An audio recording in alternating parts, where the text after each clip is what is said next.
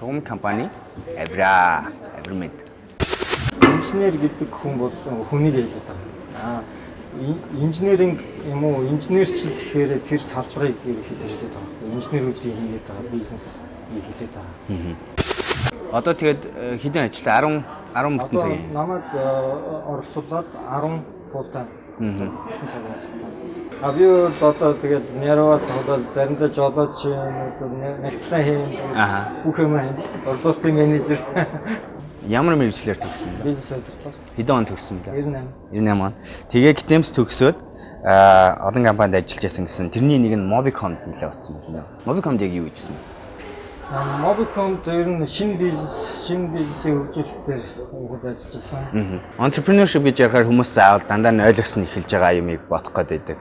Гэтэл яг одоо түрүүчийн хэлсэн ажлуудыг чи харахаар болохоор нөгөө entrepreneur гэдэг нөгөө компани дотор тийм ээ шинэ юм хайж бүтээдэг. Яагаад Mobicom ч юм уу одоо энэ бусад компани Монгол контентэд шинэ юм хайх нь чухал байт юм бэ?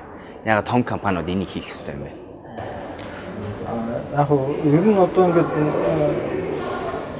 улсын хөгжлийн чинь компаниуд, хувийн компаниуд авч явна ярьдэн шүү дээ. Ер нь хэдхэн том компани ахтал ер нь чирж авч явах хэрэгтэй байхгүй. Тэрнээс биш жижиг бизнес чинь болохоор тодорхой хэмжээний судалгаа хөгжүүлэлтэнд мөнгө зарцуулж чадахгүй шүү дээ. Ерөнхийдөө. Тэгээд нэг том бизнесийн хард асар олон жижиг бизнес тэрийгэ дааж чирж явах хэрэгтэй байхгүй. Бусад орны бүх жишээг бол тийм. Тэгээд тухайд анх ажиллаж байхдаа хэлжсэн түүгээр бол тэр Mobicom-д үүсгэж чадсан хэд хэдэн бараа бүтээгдэхүүн, шинэ бараа бүтээгдэхүүн. Одоо ер нь Монголын корпорациуд хийдэм болов. Юу ажиглагдчих байна? Хийж байгаа л болоод гэж бодож байна. Тэгээд би ажиллахгүй, харахгүй байж магадгүй. Орчин үеийн салбарт одоо нэлээд олон тусгай шилдэг маш олон компани бий. За миний сонссон хэдийгээр бол 800 тусгай шилдэг компани гэж байгаа байхгүй. Монголд орчин үеийн тэгтэл яг өмнөдөө тэндээс ажил хийж ямар нэг хэдлэр ажил хийсэн 200 компани. Тэгтэл тэр 200 компани яг ингээд үзэх юм бол баг гол хэдхэн төсөл хэрэгжүүлсэн компани 20хан л байгаа. 20 л. Тэгэхээр энэ компаниуд чинь яагаад ингэ хөгжихгүй байна? Энэ маш олон юм компаниуд яагаад яваад байгаа гэхээр чинь жоохон системтэй хөгжихгүй байна. Тэр том компаниуд нь чадвартай болж гарч ирэхгүй байна гэдэг. Одоо жишээ нь би хятад бас энэ нэмэлт үйлчлэгээний чиглэлийн судалгаа хийгээд 28 онд явж байгаа. Тусгай шүрлэг өгдөг шалгуур нь аюул энгийн.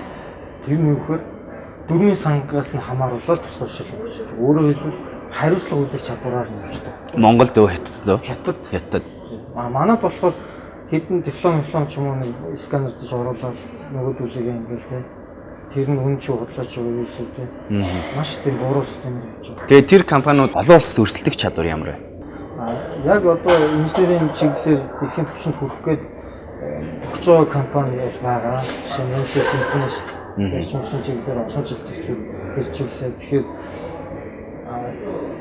магадгүй одоо цааш ч гэсэн ийм чиглэлийн компанид гарч ирэх баг. Гэхдээ заавал олон хэдэн зуун хүн ажил хийж байгаа юм биш шүү дээ. Тодорхой төвшөнд маш чадварлаг багыг бүрдүүлсэн байхад бол янз бүрийн төслүүдийг хэрэгжүүлэх боломжтой гэж харж байгаа. Тэрүү хэлжсэн манай компани одоо дараачийн алхам нь хөрөнгө оруулалт олох гэж хэлжсэн. Тэгээ миний асуулт болохоор хөрөнгө юунд оруулах вэ? Хөрөнгийг ерөөсөө хүнд л оруулна. Хүнд гэдэг нь нэгдүгээр сургалт, хөгжүүлэлт, тэгээ дээр нь одоо цалин одоо маш сайн боловсруучнуудыг одоо хаантан гэж авах тийм. Дээр нь одоо ганц нэг софтвер дээр лайсенс төлөхтэй. Хөдөлж авах тийм.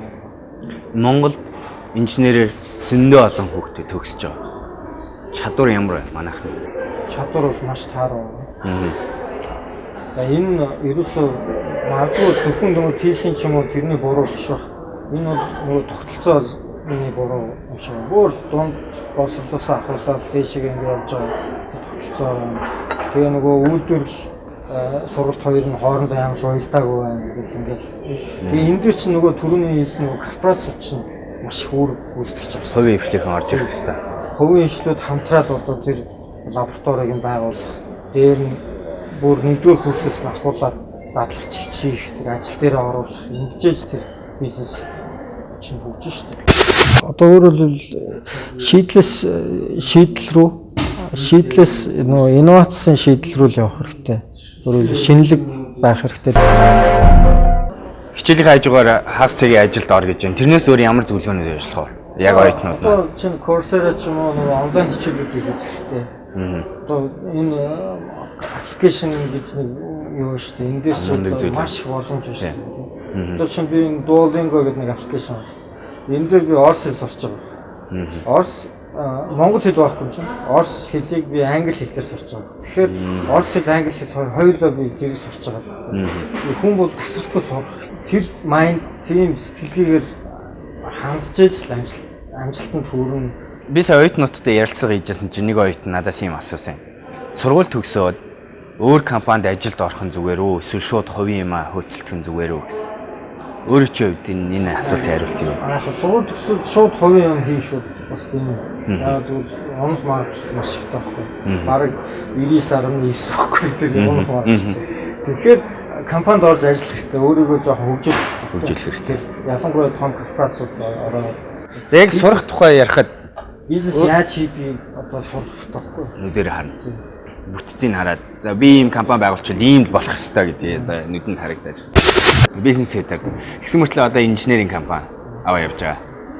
Яаж хүн өөрийнхөө мэдхгүй тийм салбарын компаниг аваа явж байна. Тэгээд тэр хувирах байна шүү дээ тийм ээ. Тэр хувирах процесс нь ямар шугам юм бэ гэдэг.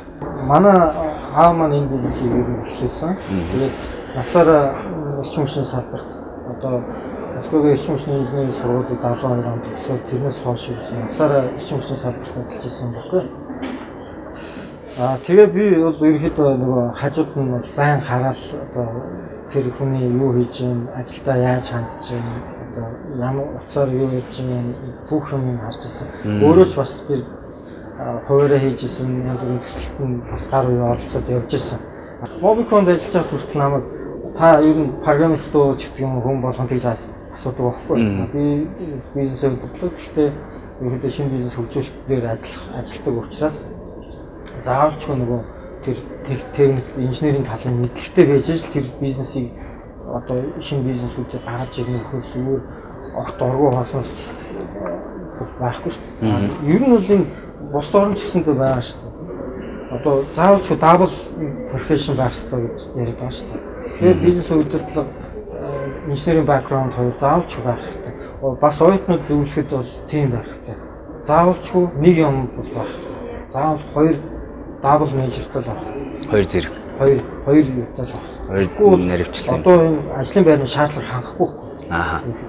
Таны компаниг ойлгохгүй ч магадгүй л дээ. Яг одоо хийдэг ажлууд юу байх вэ тийм? Манай компани бол одоо өндөр хүчтэй тал руу ялангуяа 0.4 кВт-с 110 кВт, 220 кВт-ийн өндөр хүчтэй цахилгаан дамжуулах шугам дэд станцын зураг төсөл. Одоо яг гол мэргэсэн чинь. Одоо сүүлийн үед болохоор сэргээг тэгш машин төслийн бас зураг төсөл хийж байна. Монголын хамгийн том анхны одоо гэж хийж болох 10 мегаваттын чадaltaй нарны цахилгаан станцын зураг төсөл дээр ажиллаж байна. Энэ одоо манад бас нарны сэргээг тэгш машины бас хэд хэдэн хэрэгжсэн төслүүд байна л да. Гэхдээ одоо жишээ нар гэхэд энэ нисхийн хажуу талд байгаа нарны станц болохоор 442 кВт жижиг юм. Тийм. Одоо биднээс хийж байгаа төсөл болохоор 25 дахин том. Тийм ээ. Одоо төсөл гэсэн. Тийм. Тэгээд цаашдаа бол нэлээд 20 төсөл ярилж байгаа юм билээ. Энэ одоо их зүүн орчин одоо нэлээд таатай болсон учраас сүүлийн үед бид нийслэлийн хөрөнгө оруулалтын газрын нэлээд хэдэн төслүүдээр ажилласан. Тэгээд эндээс нийслэлийн хөрөнгө оруулалтын газрын ярьж байгаа бол одоо ерөнхийдөө ингээд хийдэг компани, чаддаг компаниуд шалгаад үлдэж байна. Тэгээд энэ хэд дээрээ л ер нь гол анхаарал татсан. Тэр бол ирээдүйд зөв хэрэглэгч болж хувирал байгаа юм тийм өөрсдөө. Төр бол далаалгадаг тийм.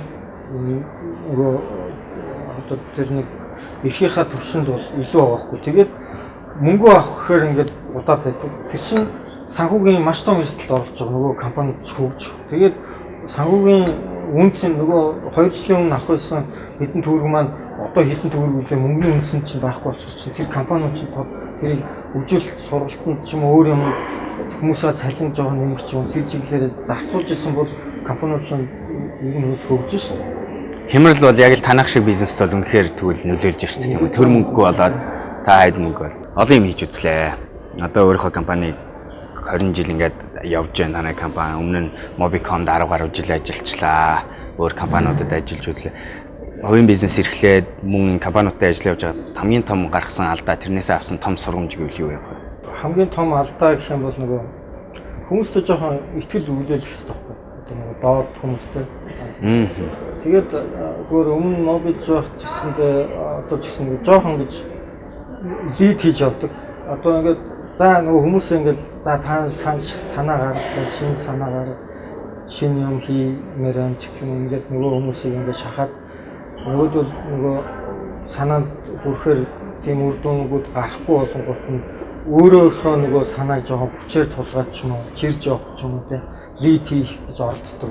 Энэ маань бас буруу юм байна.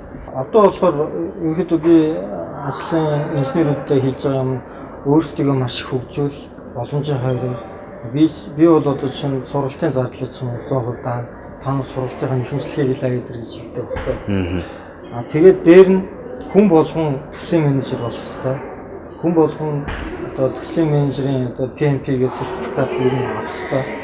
Яанда та бүгдээрээ инженерийн төслүүд өдөрт нь 5, 10, 20 жилийн дараа, 50 жилийн дараа ч юм уу гэдэг тийм одоо бүтцийг бий болгох зүйл.